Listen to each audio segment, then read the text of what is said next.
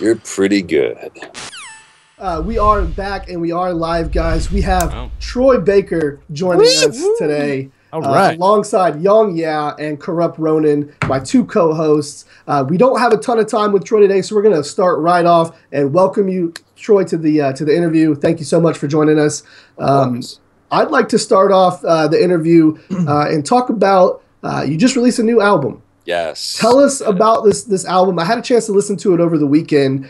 I felt a lot of influence maybe from the games that you've been a part of in some of the music. I felt a lot of that in there. It seemed like the soundtrack to every video game. Tell us a little bit about recording that album and how it's different from being a voice actor. Well, thank you, man. I appreciate that. And thank you for listening to the album, too. And it's definitely been a labor of love. I mean, there was a lot of expense, not just like money that went into this, but a lot of people gave a lot of their time. It was definitely a passion project. And some of these songs have been sitting, gestating for like almost 10 years.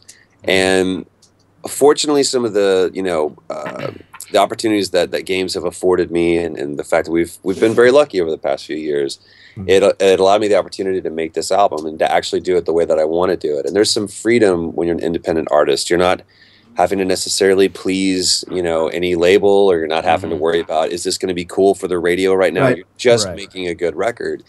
And we took, all the band and about $500,000 worth of gear that was all rented for the most part, begged, borrowed, and stole, and went up to Big Bear, California in this cabin. And we made a record, something that was in the spirit of like a 33, because when I was growing up, like I always go back to Joshua Tree by U2. I didn't know what that album. I knew what the A side sounded like backwards and forwards, and it wasn't until a couple of years that I flipped it over and listened to the B side, and felt like Red Hill Mining Town and Mothers of the Disappeared and songs like that. And it's interesting how we've gotten away from that with the music. Like nobody really makes a record like that, and so that was the main impetus that we wanted to do this with. And there's definitely. The music is influenced by our life, and my life for the past several years have been games, not just making them, but playing them as well.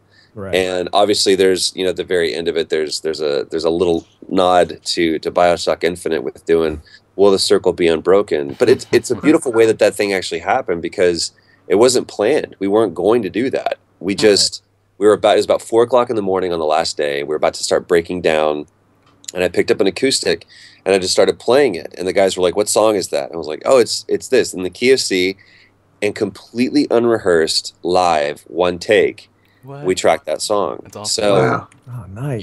You're hearing like that natural, organic thing happen on the record. And to us, it was the perfect way to end that record. And to me, the music that I listened to, it was a mix of different types of genres, and I really actually liked it. Normally, I don't listen to that kind of stuff. I've got the genres that I like to listen to, but you just kind of blended. Kind of blended everything together. It was great, man. It was really good. I went in there, thinking there is a voice actor. What is he going to do with his music? And you blew my mind, man. Like thank you.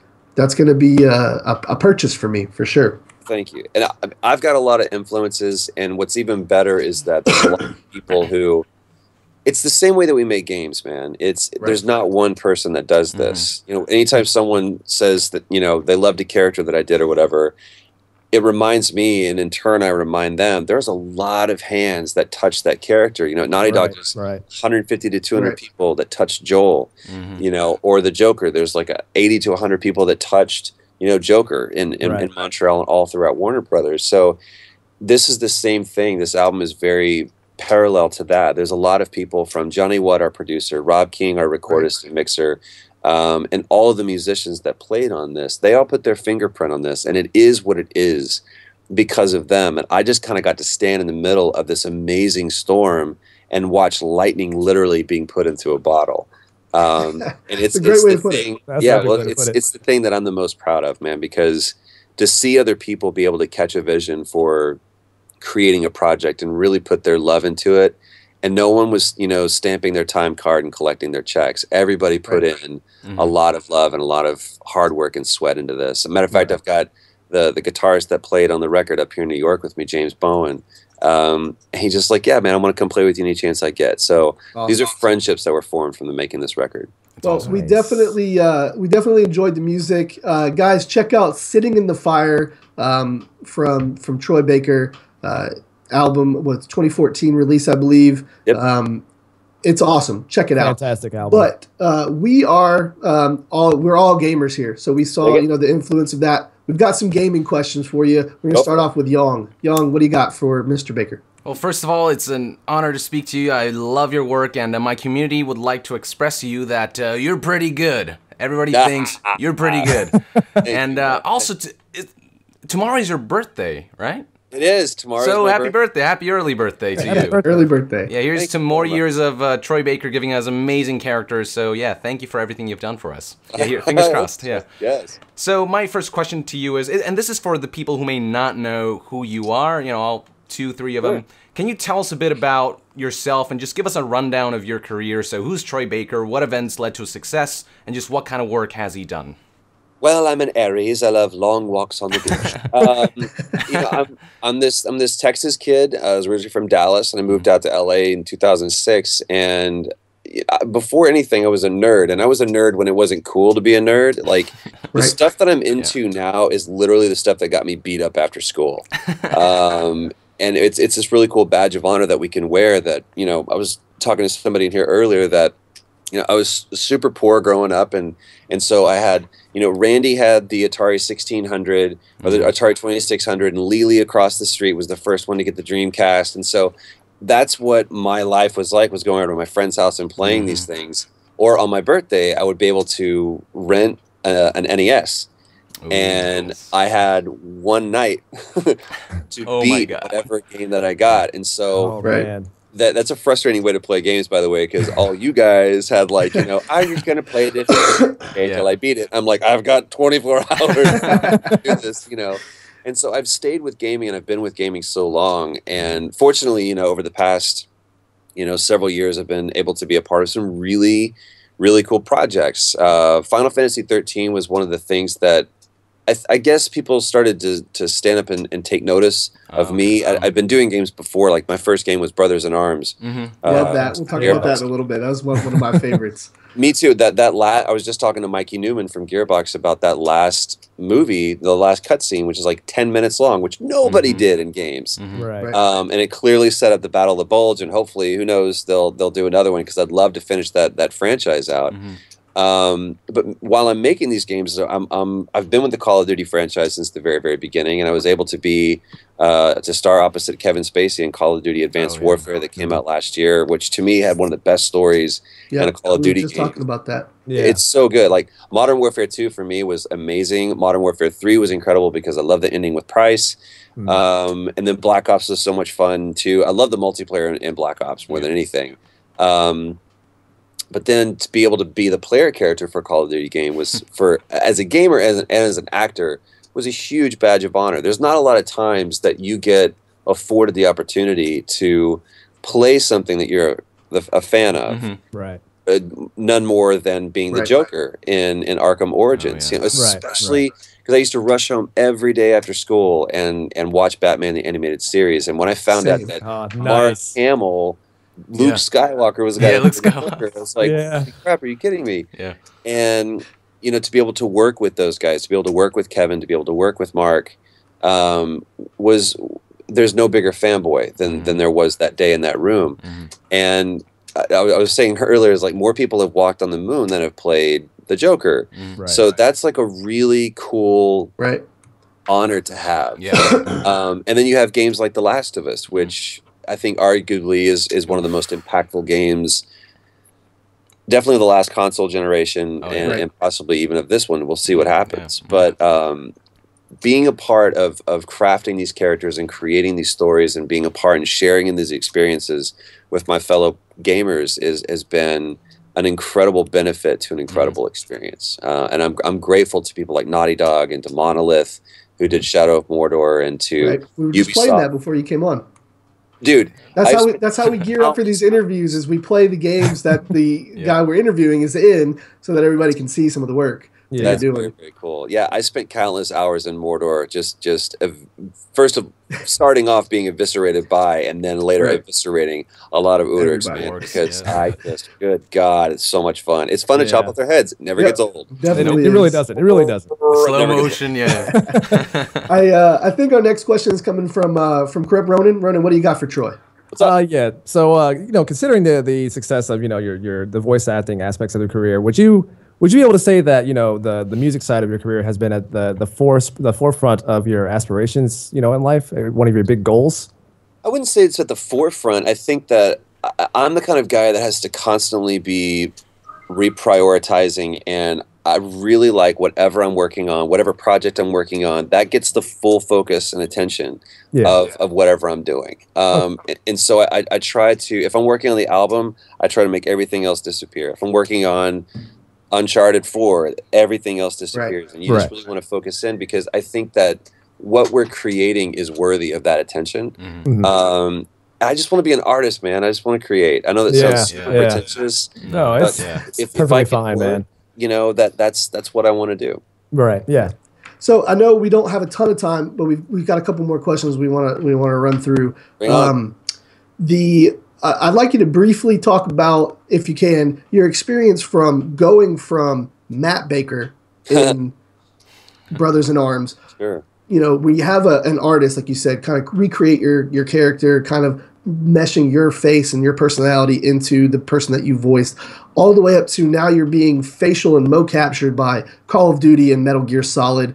Was it cool to ride that technology train? Absolutely. And it's been, I think that technology in some ways has been a catalyst for the evolution in gaming. Yeah. But I think even more than that is really what the gamers are craving, which is substance. Right. We want an experience that we can immerse ourselves into, if for no other reason than the fact that it's $60, Yeah. And it's an investment for a lot of people to be able to say, I can't get this one and this one. I can only get this one, so this better be really, really good. Yeah. I think for me, Troy, what I saw was, when I played Brothers in Arms, I saw Matt Baker get mad and then an artist try and render his face. As where I saw Mitchell in the new Call of Duty get mad and I saw your face get mad. Exactly like you. It's crazy. It's such a evolving world of being a voice actor, where now you have to actually physically be an actor as well. Do you find that difficult to? Sure, and I think to me what it supports and what it reiterates is the fact, thank you, is that, hey guys, sorry to interrupt. We have like 1 minute left, okay? Okay. We can do this. Okay. To me, acting is acting. And it doesn't matter what the medium is. It's just, I look at myself that, I'm a tool and these are my toolbox or whatever. Right. And sometimes you bring this specific skill set, but at the end of the day, this is why so many people, when they're like, I want to be a voice actor, it's like, well, cut off the first word and just be an actor. Because the voice thing will come, the technique and the skill will come just invariably by doing it. But to be able to make choices, understand where you're at in the story, create a character, those are all elements of being an actor that are transcendent to any specific medium. So if anyone's watching that wants to do this, just focus on being an actor first. Right. We're running low on time, guys. We're going to do a couple quick questions as fast as we can. Let's get you in. What you got? I'm just going to go out of order here since we have so little time. Yeah. My community loves Metal Gear, so I've got to ask, what can you tell us about Ocelot? What can we expect from him? And what is his relationship like with Big Boss in this game? A lot of that's going to be, A lot of that's going to be, how Kojima works. A lot of that's going to be revealed through gameplay, so I don't want to give away too much. I definitely think you're going to see a different side of Ocelot than you've seen before. I will also say this to any hater lovers. Nice. I love David Hayter. We just interviewed Hayter. Franchise in the very beginning. David is amazing. He loves the character. Kiefer Sutherland came in and knocked it out of the park. He did a great job. He was honoring the character David Hayter helped create. He's doing something different. It's going to make sense. Just stick with it and play the game before you reserve any judgment. All right. Did you have any chance to be creative with Ocelot as a character, like add your own mark to him as a whole when you tried to do that? intrinsically you naturally do that, but the beauty that I have is that Ocelot is kind of like the Cid in Final Fantasy. Right. The exception of one, there's been an Ocelot in every game, so I've got so much resource material to pull from to make it feel like the same character. Yeah. Just intrinsically, it's going to change when it's a different actor. So I love what like Patrick Zimmerman did, and also what Josh Keaton did. So I've got a lot to look past, but hopefully I do something that keeps the character fresh and new. Yeah. Okay. All right. Well, let's get 2 more quick ones out of here, and then we'll let you go. We know you're super busy. One more from Yong and one more from Ronin, since these are our 2 amazing co-hosts. Yong, what do you got? Make it a good one, buddy. All right. So Kojima stated that Metal Gear Solid 5 is going to have a lot of controversial themes and whatnot. So, and we know that Ocelot is kind of a sadistic, kind of guy. So will we see that? Will we see Ocelot play into that, all these controversial aspects? Will his sadistic nature be, I would say this. I think that every character in this has some shade of the controversy that they will contribute to. But you're going to be surprised to know that it doesn't just come from Ocelot. Oh, gotcha. Okay. Ooh. Awesome. Last one from Ronin. What do you got, Ronin? All right, so I know a while back you mentioned that you played as the Joker in Arkham Origins. Was considering the previous person, Mark Hamill, those are big shoes to fill. So how was that for you, trying to step into the limelight of Joker in this one? I will say this: I remember watching Mark do the Joker and seeing how effortless it appeared for him to be. At least, there wasn't one session that I didn't leave completely drenched in sweat and with a throat trash. So, and that's Mark doing it at late 50s, early 60s. Right. So that shows his level of prowess, and I was just struggling to keep up. And again, trying to honor and pay homage to not only an amazing character that has been, now 75 years worth of Batman history, right, but also an amazing performance and a depiction of that character by an amazing actor. So it's just me trying to keep up, I think you did a fantastic job. I think you did an awesome job for that. I think that's about all the time we have, unfortunately, guys. Hopefully we can get Troy back at a later date when he's got some more free time. Obviously super busy with the album and stuff. Troy, we know you can't do we talked to the agent, we know you can't do any Joker impressions for us, but can you give us a "You're pretty good" in your Ocelot voice? Can we do that? Absolutely, would love to. We're gonna put we did this with David. We did "Kept You Waiting, Huh" at the beginning of the video. So we'd like to get you to give us a "You're pretty good" in your Ocelot voice, and we'll put that at the beginning of the video. You got it, guys. Well, I can definitely say it's been an honor talking to all of you, and you know what? You're pretty good. Awesome. Thank you so much, Troy, for joining us. Guys. Thank you. Hopefully we'll be able to get you back on here in the future and have some more time to talk with you. And thank you to Morgan, I believe, for helping set this up. Chloe's the girl. She did it. Chloe. Yeah. Thank you so much, Chloe, and everybody at the Tag Agency. You guys are awesome for making this happen. Troy, have a great day, man. Enjoy your birthday tomorrow. Yep. And hopefully we'll be in contact with you and we can bring you back on for a follow-up later. Would love to. Talk to you soon, guys. Thank you, guys. Take care. Bye-bye. Well, guys. All right. Woo. I'm super excited yet super disappointed. I wanted more time. That we only got 2 or 3 questions apiece, which I guess we can't be choosers here. Troy did come on and talk with us. And we got some cool info. Oh yeah, we got a lot of good insight into Ocelot. Yeah, and absolutely. I think the way it worked, I think everybody here, I think he looked like he was having a great time. Maybe he didn't want to go. Looked like the agent, was saying that he had to. So I'm assuming that we're going to be able to get him back on. So if your question didn't get answered, don't be disappointed. I was just as shocked as you guys were to hear that. But it goes into what I was saying with the David Hayter interview. When these guys come on and they're so passionate about their stuff, their answers tend to roll on a little longer. So the first question with the music, we talked about for about 5 minutes. Yeah. So and then the career, just his entire career, and he just talks about how honored he is and how he's a really humble guy. A lot of success, but he's just so humble and just acknowledges that everyone worked in this project. It wasn't just him, and he's a really cool guy and. yeah, hopefully we can have him back on some So- other time. Yeah, you could see the passion he has Right. behind Oh, a lot yeah, of his absolutely. work, which is really good. Yeah. Which is really, really That's the good. kind of people we want here. And, yeah. you know, like I said, obviously we're all just a little bit disappointed, but don't be too disappointed. I know for a fact that we can get him back. He seemed like he liked to be, like he was, happy to be here, even more so than, you know, some of the other interviews that I've seen with him. He was, you know, he was really engaged with us. Just And I chill, like that. having a good time, yeah. Right. And the beard, he brought it back. Yeah, he's getting it back. Yeah. So let's break down what we did here. We didn't, like I said, we didn't get too much, time with him, which, like I said, it is obviously terrible. I think we got about 15 minutes or so, Yeah. maybe 20. At best. But Yang nailed it with his questions, and which is why he was here in the first place. He killed it. The questions that you did get off were spot on. Oh, yeah. So We got some interesting new insight. You know, Ocelot Yeah. might not be as bad as we think. Yeah, Yeah. or he this- might not be the only source of the controversial Right. material. And yeah, I mean, we saw Big Boss. You know, obviously Big Boss is going to be a huge part of it, Ocelot. But then he might have hinted that all these other characters might also play a role in this controversial aspect of Metal Gear Solid 5, and that's just very interesting. I'm curious to see how that plays out. I mean, Ocelot he's just so sadistic. You'd expect him to be like one of the biggest parts of Right. making people kind of go what the fuck, but And hate him. yeah, and hate him and love him at the same time. Yeah. But yeah. Oh wow. Yeah. I'm really curious now. Yeah. And then also, you touched on the portrayal of Ocelot. I believe Ronan, you were speaking about that as well. Yeah.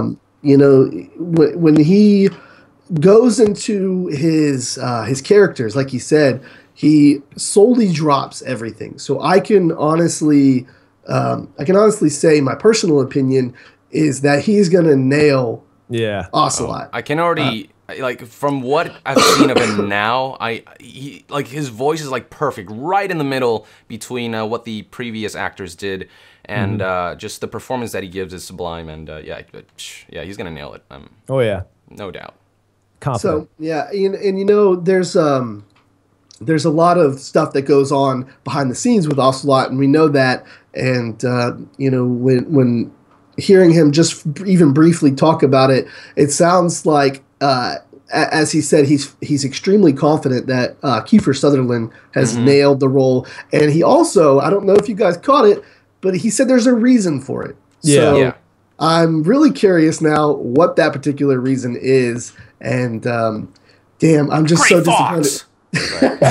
I'm so disappointed that we didn't get more time. But like I said, it was just eaten up with the extensive answers that he gave us. Yeah, which I loved. I mean, I love to hear how what he has to say about just the way he feels so passionate about his work. It's yeah. Well, not to pull the trigger early, but like I said, I'm fairly certain we can get him back here, maybe even before the release of Phantom Pain. Maybe we can do a couple small series of interviews with him over the time frame that he has. But I want to save these community questions that we have. If you guys have more questions, put them in there. I'm going to contact his agent as soon as this is over and express some buyer's interest on getting him back in, so we can ask him some more stuff. Oh man, I've got so many community questions. I know Yeah, you had a list of ton. Yeah. I was really expecting to get a little more time, but like I said, with these voice actors' schedules, it's incredibly hard, especially for somebody who's currently in production, like Troy. Yeah. You know what I mean? We just- got David for a long time because David's on a break. He's got just like one or two games going on, but Troy's got the Phantom Pain, his album, Yeah, he's busy. the Yeah. Joker. Yeah, he is constantly busy. He's got a lot of stuff. So what we did get today was good, and as I stated earlier, I really think if we go back and we watch the interview, there was some hints on some things here in the Phantom Pain. He obviously didn't want to say too much, but we got the hint about there being a reason for Kiefer, being there, and he also talked about the relationship that he had with Big Boss, and he said that when he was in the studio with Kiefer, they were having a great time. He said he just finished up doing that stuff. Yeah. So, me and myself and Young and Ronin here, we talked a little bit in the David Hayter interview about cutscene length and stuff like that. I feel like a lot of the stuff that we're going to see might be interactions between Big Boss and Ocelot. Mm-hmm. And I'm curious to see exactly, how Troy and Kiefer are going to work together. Yeah, I think in a previous interview he said that Ocelot talks a lot in this game. Like, a lot of it being, I'm assuming, codec conversations. Because again, I feel like he's serving that support role, that Campbell role, so he probably has a ton of dialogue, a lot of probably like Easter eggs and callbacks and humorous lines here and there, and a lot of exposition. I think that's all going to be Ocelot. We'll see. I see the chat there talking about Kiefer Sutherland. Yes, we actually are. I'm in contact with Kiefer Sutherland's agent, and we're trying to set up a date to actually have Kiefer come on and talk with us as well. Again, I'm assuming he's going to be a busier one to get on here. Yeah. But in the meantime, guys, Paul Eiding is coming. Yep. I talked. You can check my Twitter. I spoke with him a day or two ago. And he said he just needed a couple days to get some things organized. But we'll have Paul Eiding coming on here to talk with us as well. But for those of you who don't know, that is the voice of Colonel Campbell in Metal Gear Solid. Yes, yeah. and he's in Ben 10 as well. He's Uncle Max in Ben 10. So we've got some other interviews lined up for you. But I want to, the post show is all about Troy. Let's talk a little bit more about him. I asked him about the transition from Brothers in Arms, all the way to Call of Duty. And he made a good point about, technology being the catalyst for how people receive these games. Yong, what's your opinion on the facial expressions? Do you think he's going to be able to give the facial expressions that we're going to expect from Ocelot, from playing and seeing Ocelot so much? For sure. Do you think absolutely Troy's face is going to meet it? Yeah. Oh, yeah. I mean, I can already see Troy Baker's face in Ocelot, and there's some similarities for sure. Yeah. No, I have no worries whatsoever. He did a great job in Advanced Warfare, and he's just such a dynamic actor, as we've seen with all the work that he's done with his voice and also with his actions. And I've seen the stuff that he did with Last of Us, the behind-the-scenes stuff, and he was just fantastic there. He was just fully in character, not just his body, also his face. So he's going to do a fantastic job. And what I saw already with, the cutscenes and the gameplay and the trailers, it was Ocelot. It was that same, confident, son of a bitch, Ronin, what do you think, man? I mean, with today's games, if Troy comes in and plays Ocelot and there's something off about it, it might ruin the experience. Are you feel for that at all, or do you think Troy's got this in the bag? No, I think he's got this in the bag. Like, for the most part, Troy has shown that he's not only, passionate about, his ability to voice act and his work in that, but he's also passionate about his ability to physically act out these roles as well. And I mean, like he mentioned earlier, he said gaming technology has gotten to a point where, we can add these facial animations and capture people's, facial animations in games. And I feel like that would add a new layer of depth to Ocelot this time around, being able to see that realistic facial animation that goes along with his emotions in cutscenes or, codec calls or something like that. So I feel like this is definitely something that's going to, pay out big time in the end for him. Awesome. Well, I'm in agreement. Again, guys, I'm so happy to have that chance to talk to Troy. I've got some of the same similar kind of afterglows talking with David. Granted, I really wish we could have talked to him a little bit longer, but I'm not going to say I'm extremely disappointed because, like I said, I really feel like we can get him back on. He seemed like he had a good time talking to us.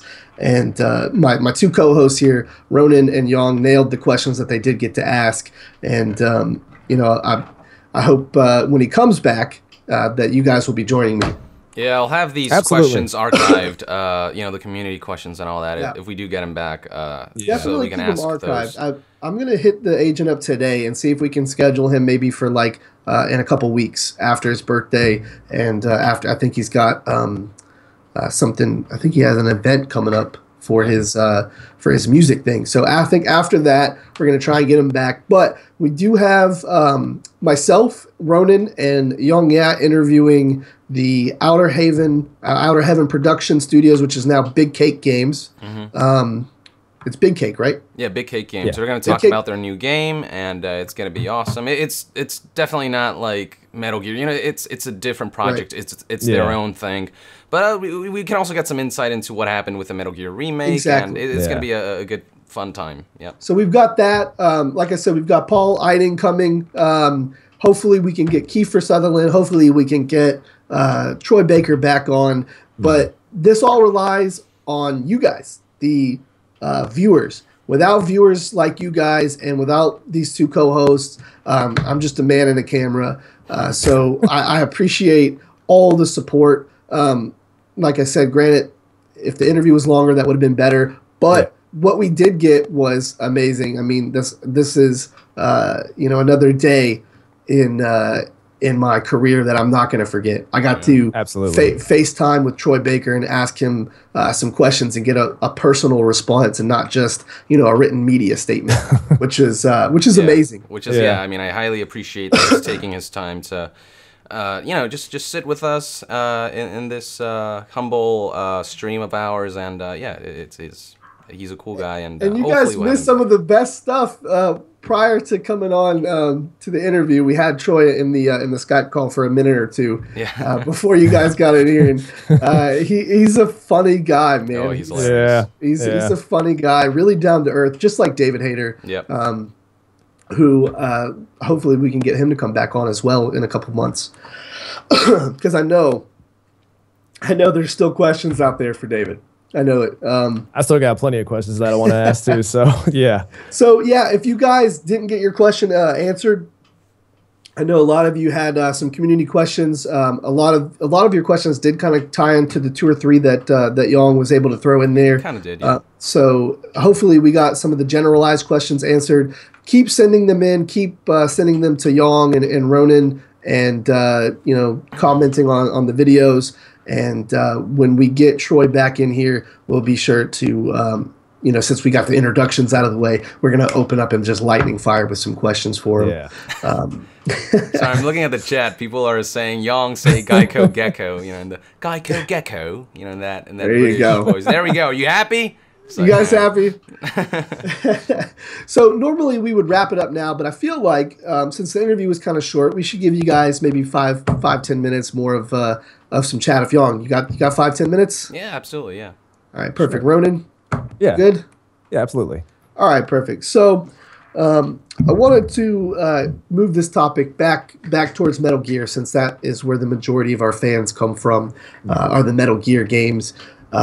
When we talk about Ocelot in the Phantom Pain and what we've seen him do so far, do you guys feel that this game is going to kind of broaden his backstory? I know we do see him a lot. I know he's going to talk to us a lot.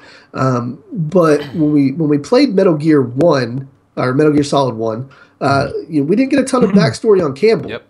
It took a couple games to kind of open up that backstory. Do you think we're going to get the same kind of dish here with Ocelot, or do you feel, based on Troy's responses today, that the game will actually feature maybe Ocelot as maybe like a co-star rather than a supporting character? I think that Metal Gear Solid 5 is all about filling the holes. So with Ocelot, I think we're gonna fill all the holes that all the missing pieces, because we already know kind of what Ocelot's arc is, what his purpose is, who he's dedicated to, where his allegiances are.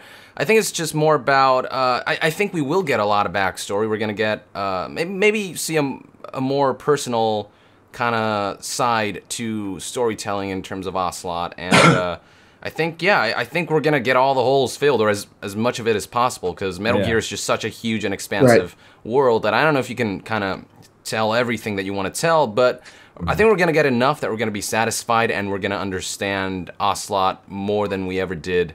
So yeah, I'm looking forward to that. What about you, Ronin? What's your thoughts on that? I'm kind of hoping that this is kind of a pivotal moment in the game for him, where it kind of shows us not only who he was at the time, you know, with his admiration and his helpfulness with Big Boss and stuff like that. I want to see, you know, at which point in the game where it happens where he decides to, you know, have it out for taking down the Patriots and stuff like that. I think that I kind of forgot what I was going to say there. I feel like this will be the opportunity to fill in that backstory, and honestly, with the things that are happening with Konami right now, I feel like this is kind of the one chance we might get for that to happen. Yep. Unfortunately, that's a really good point. This could be the last shot that we have to understanding this particular Metal Gear universe, and I'm really hoping you know, that Troy delivers, and he seems like he seems very confident in the work that he's done. I'm looking forward to seeing that. I kind of like that.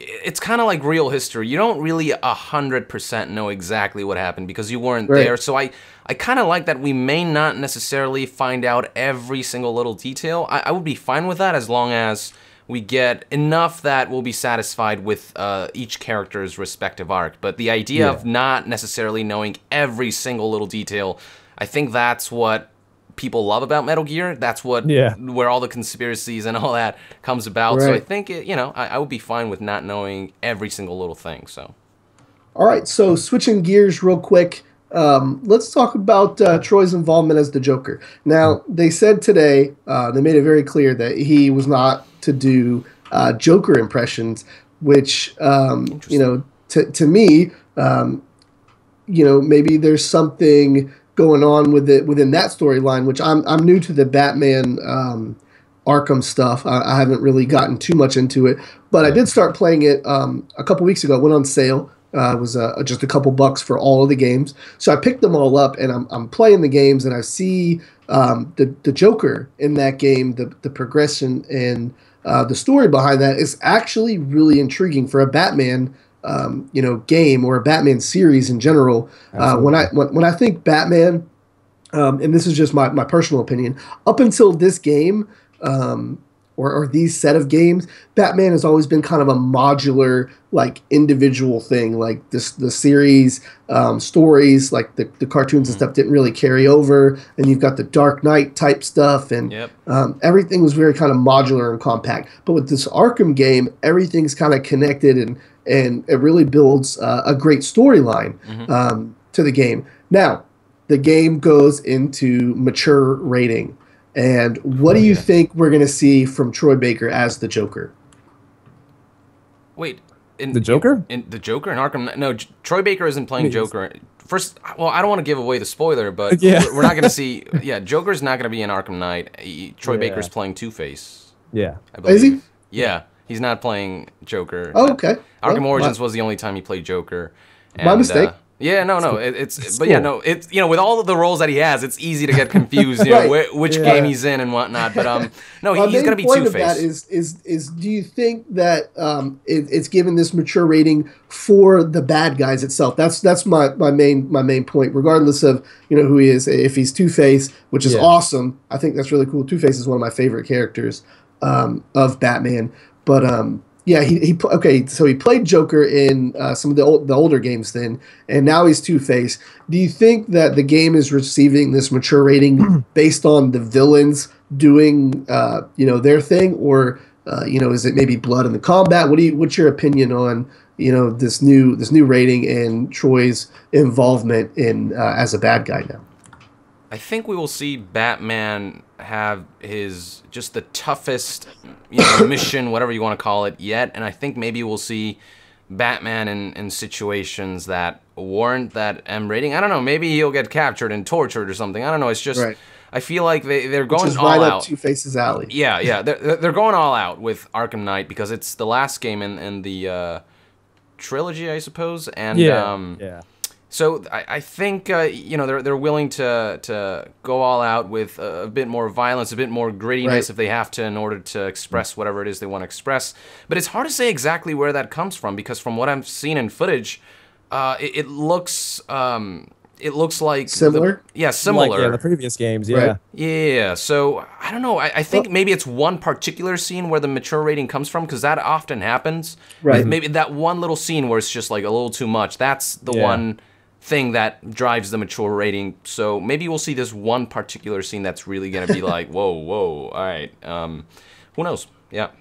Well, what are your thoughts, Ronan? Because there's a reason why I asked this question, and as soon as you answer, I'm going to let you guys know what I'm thinking here. Sure. Yeah, so, I mean, because I've played pretty much all the Batman Arkham games. I played them multiple times, and for the most part, Arkham Knight looks pretty similar to those other games in terms of combat, gameplay, outside of the Batmobile being the key figure in this one this time around. I feel like they're trying to go all out for this, this last big game and the conclusion of the Batman trilogy, as they're calling it. I feel like they're going to take advantage of that with some of the villains, partly some of the villains, especially the Scarecrow, for example. Right. It's making his return this time around. I feel like there's an opportunity. Which is awesome. Scarecrow is a really cool villain. In this one, he looks fucking awesome for sure. Yeah. Actually, maybe Scarecrow has a lot to do with the M rating because with fear and just maybe we'll see like some kind of hallucination where like shit goes down or something. I don't know. Yeah. Right. I feel like that's going to be their chance to take advantage of that. Maybe that's part of where that M rating is coming from, seeing hallucinations and stuff like that. Yeah. Well, here's my thoughts behind this, and I hope you guys can maybe I'm out of left field, but hopefully you guys can follow along with what I'm talking about. Okay. So, starting with Far Cry 4, you've got Troy Baker. This is all Troy Baker related. All right. So Troy Baker in Far Cry 4 plays Pagan Min, a despicable villain. So he just nails that role. Yeah. And that game is very, very mature. Like I said, the opening cutscene, stabbing dude in the neck with a pen, and just basically laughing as he dies, and the worries about the blood on his suit. You know what I mean? And he nails that role. And then you see him in Call of Duty, which also has a mature, he loses his arm from we saw it on the stream today, a flying door just severs his arm. And that game deals with biological attacks and chemical warfare and just gross, really mature stuff. And then The Phantom Pain, another game, very mature, child soldiers, torture, all sorts of, stuff. And now you see him in Batman playing, as you said, Two-Face.